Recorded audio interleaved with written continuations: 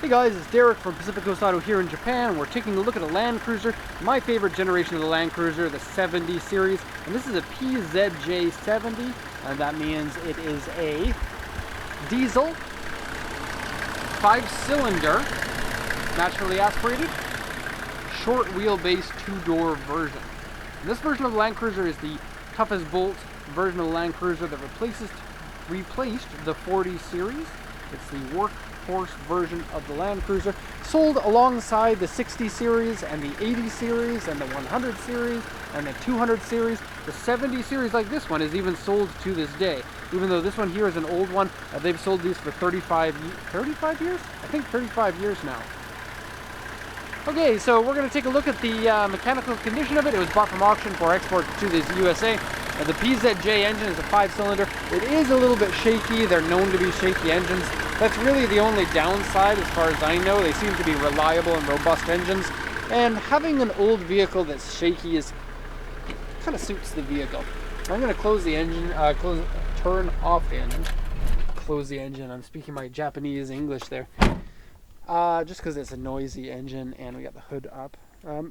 Yeah, by today's standards, it's a super noisy engine anyway, but I think that, diesel engines, it's a character thing, and I do like it. Okay, so coolant looks like it needs to be replaced. Oil looks like it needs to be replaced. We got dual batteries here, and they run a 24-volt electrical system, and so providing your batteries are in good shape, really easy to start this up even in the cold. And it's a diesel, so the way that you start it up is you turn the key to the accessory position, the glow plugs heat up the cylinders for you, and then you switch it on and it fires up right away. And this one, no exception, it fires up really nicely. I've taken this one for test drive, which is a little bit weird. We don't always do that, but I took this one for a test drive because I needed to park it in another lot and then bring it over here. And so I've driven it for about 15 minutes, and the vehicle drives really well, except the vehicle has a lot of body roll in it, and I feel like the suspension should really be looked at. There aren't any knocks or bumps or thumps or anything, but it does roll more than I expected it to. And I wonder if part of that might have to be with some changes to the suspension. These are really small looking wheels for the height of the vehicle, and it could just be me, but they look too small. Or maybe I just love Land Cruisers with big tires on them, especially the short wheelbase. This is really an ideal off-road vehicle for expeditions and stuff, because you get the nice short wheelbase, you don't really get that much other than what you need, a robust system for the four-wheel drive, and solid axles. Take a look. Yeah. And lined up pumpkins. Notice, I've mentioned this before, but see here and here? They line up, so if there is a stump, you can slot it down there on the side, whereas most vehicles will have your rear differential right in the center, and so you can't avoid the stumps. Okay, so let's lower the hood here. It's up high enough that I can't do it head style. It's a 3.5 liter engine. Let me just put this down. And I think 3.5 liter is a suitable amount of power for the short wheelbase version of it. When I drove it, it felt like it had enough power. And it's switchable for high gear range and low gear range, as well as solid locking hubs with manual touch it yourself versions. It makes me feel better when I drive a four-wheel drive like that, because that's like my original Toyota truck that I owned back in like the early 2000s. Okay, so let's go over the auction inspection sheet. This is the information given to us by the auction, by the seller, and by the auction inspector. And so I'm going to read over this. It's a 1992 Land Cruiser 70. Standard is what they called it, just the regular version. And notice that this one doesn't have the inline 6-cylinder, so you don't get the fender flares. And so you get the narrow body. And that's actually cool looking in my opinion. Without having the flares on there, it's kind of stripped down and good looking in the same way that like the first generation Countach or the Pantera first generation looks really good without the added extra stuff on it. And it looks great in white.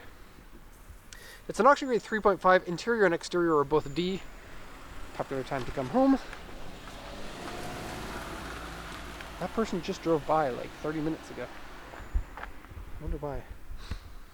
I think they're being too hard on this. I think interior maybe could be considered D because of the dashboard screw holes in it, but it's really not I mean, the screw holes are bad, but everything else isn't that bad. And the exterior, definitely D is not suitable because any of the dents on the exterior here are not as bad as they're making it out to be. Okay, so no sales points and no notes from the seller. Here it says, this part here I can't quite understand. It says Neji front inner panel dented. It's talking about screw hole area. The front inner panel dented. Now, if you look at the front inner panels, there's no rust, and I can't find any problems with them being dented in here. And I've looked at it pretty carefully on both sides of the front inner panels. It looks to be fine. And so I don't know what they're talking about. Look at that exhaust pipe. Manly and sticky in your face. Okay. Front bumper has modification holes in it. There's various rust on the vehicle, which I couldn't find. AC doesn't work, but it felt like it did work for me. But then again, it's a cold, super cold day today. And so it might be that the AC is not working. It felt like it was. Shift knob wear, and it's not worn that much. So, I'm going to not move. Oh, that was scary. I heard the diesel, and that was a surprising vehicle to see when I heard the diesel coming. Okay, steering wheel wear. Stereo has been removed. Dashboard has screw holes, and there are tons of them, like 20 screw holes in the dashboard. Console glue marks on it. Console screw holes. Seat is dirty. Interior is yellow. Interior dirty. Back door screw holes. And that one is natural gas. We're getting all sorts of different fuel going. Okay, looking at the body here, so we have dented roof. It's actually not that bad. And it's up high, so nobody can see it, really. But let's get up here.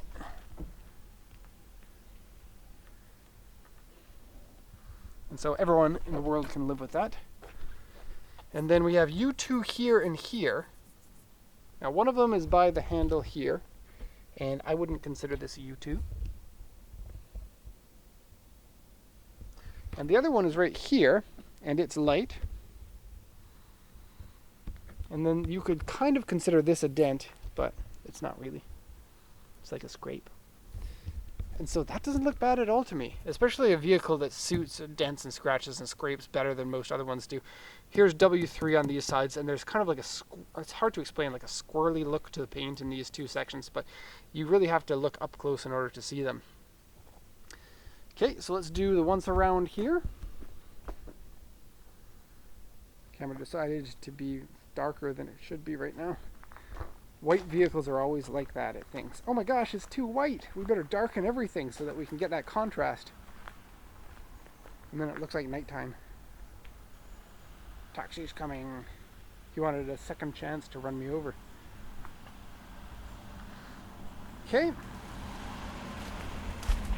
I wish this was my vehicle. I love the 70 series. I absolutely love the brand new ones, but sadly, you can't have a diesel in Yokohama. And I think that they only sell the new one in Japan as a gasoline model. And I still like it as a gasoline, but if I'm getting a Land Cruiser, I want a diesel, let's be honest. Look at that. Look at the cool grille, kind of 40 series.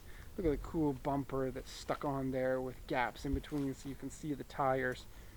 Look at the pinched in front end and the long hood that can fit a 6-cylinder in there. It's cool. It's wet. Flat windshield. That's cool. And a slidey glass on the back. So you can open it slidey style, front or back. Very cool. You can get these with removable hard top. This one is not. It is just the full metal top version. I like the barnyard doors and how they're split. I don't like how the rear tire mounts on the back, so that if you do want to put bigger tires on there, you can't open the back hatch if you have a same size spare tire. And so that's a bit of a pain. You can get it a little bit bigger, but there's a limit. I think you can only go up to about a 33 on this before you run out of space. Oh, here's the screw holes in the back they were talking about. That's where the Land Cruiser badge goes. So if you get a new badge, you can hide those. Okay, open that up. Reasonable space for being the small-ish vehicle that it is. Here in Japan, it's actually pretty big. Seat covers everywhere, so that's a good sign. The seats underneath are in good shape, but they're still dirty. So it's weird for somebody to put seat covers on a vehicle without washing the seats first. And the back seats, I haven't seen this on a Land Cruiser before, but they have shoulder belts. That's kind of weird. Rear windshield washer, it says in Japanese. That's where you put the water in. Really dirty in there. In fact, the vehicle all over is dirty, and the interior smells like dogs. But it's a Land Cruiser 70. Nothing matters. Oh, third brake light. It's like an aftermarket thing. That's weird. Okay, and squirrely paint, I'll show you here. It may be really hard to see it. But there it is. Side steps are dented. And underside seems to be in fine condition. Fine condition. Let's go inside here. So, dirty door cards. Doesn't matter. It's Land Cruiser. I think 70s are my favorite. And then 60s. And then 40s. And then 80s. Then 100s. And then 200s. And I'm taking the Prados out because I don't think that they count. The Prado is a 90 series. Okay, has a weird moldy thing there. Pretty low mileage, but look at these screw holes. They're everywhere. But cool metal dashboard. I love metal dashboards. 5-speed, yes. And selectable high and low gear range. And transfer case. Boop. Your 4-wheel drive is engaged. So you press that, and then you go. This is for people who are younger than me. Then you go over here and you switch this. So right now it's in free, and so you would turn it like that to lock. Cool. I'm sure people who are younger than me know how to do that if they've ever had a vehicle like this. But those people get extra points for being cool. So installation of something here, installation of something here, screw holes in there, and seat. I'll show you this. I couldn't take the seat cover all the way off and then put it back on because it's kind of like tied on, but you can see that it's dirty. It's a vinyl seat, but no damage to it, so that's good. And look at this, lucky bear. Whoever bought this is a lucky bear. In fact, a full family of them. Take a look, lucky bear and lucky bear. And it's funny to think that these are actually seat covers because these are the most ill-fitting seat covers I've seen in my life. It doesn't have the springs seat. The higher model ones have kind of like the X thing and there's springs in it, so the seat goes up and down, and that's really fun. It doesn't work as well as you would think it does, but it's still really cool to have that. And that's basically it for the interior here. So needs a cleaning, but yeah, Land Cruisers built to last 25 years, whereas most cars are built to last 10. And so keep going. If you can get a regular car to last 25 years with general care, then you can make one of these last 40 years, I think. Rust is going to be your biggest issue on a Land Cruiser. So basically, that is it for the report. I'm going to zoom in and walk backwards at the same time, because this car looks best from this angle. Let me show you. Right there. That's the angle you want to look at the Land Cruiser at. It's like I'm ready to attack. Okay, end of the video there. Hope you enjoyed it. Thank you for watching. And have a nice day.